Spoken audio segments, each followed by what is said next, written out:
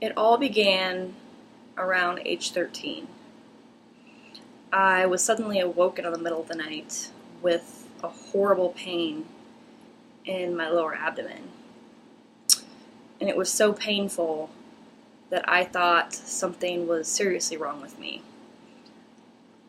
I went and I woke up my parents, and I thought that maybe my appendix burst because I was in so much pain. Come to find out, the pain was on the wrong side for my appendix to be burst. So we decided to wait it out until the next morning. And that was the first time I experienced the pain of endometriosis. I was a very active child. I ran track, I did cheerleading, I showed horses. I was very active in school. I loved school. And I got really good grades all throughout school as well. All of a sudden, I found myself not being able to do the things that I once loved. I started missing a lot of school. I started not being able to go to my practices, just because this pain started getting worse and worse, and I didn't know what was wrong with me. When I was about 15 or 16, the pain got so bad that we ended up going to the emergency room, where they did a procedure on me. They scoped me, and they couldn't find anything wrong with me. So they ended up telling me I had irritable bowel syndrome. They put me on medication and they sent me home.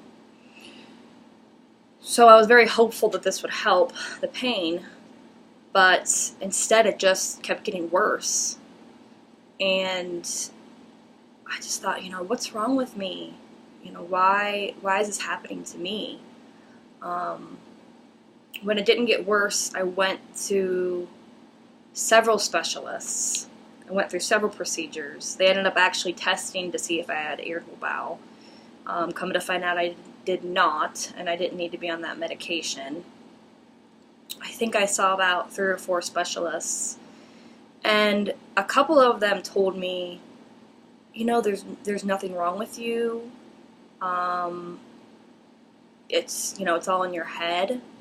And they would tell my parents to put me into things to help deal with pain. I was told that it's normal. It's normal to have pain on your period. But it wasn't normal. It's not normal to be bedbound for 3 to 5 days. It's not normal to miss school as much as I had. It's not normal to not be able to live the life you want to. I remember at one point I made cheerleading. I think it was my junior year, and we went to tryouts, and I made it in, and I made the decision to not cheer that year, to hand over my position to another girl. And I just told myself, well, I'll make somebody else really happy. But I just knew I couldn't keep up with the practices and keep up with going to the games and such, just because I was having such issues with my body that I hadn't figured out. Finally, we were recommended to a specialist up at the Cleveland Clinic, someone who had seen the same problem. Girls go through the same problems that I was. And I think at this point I was like 17, maybe even 18. I was close to 18. And they told me, you might have this disease, but there's no way to tell unless you go through this surgery, this exploratory surgery. So at this point, I just wanted to know what was wrong. And I didn't even care about the surgery. I thought, if this can give me answers, it's worth it.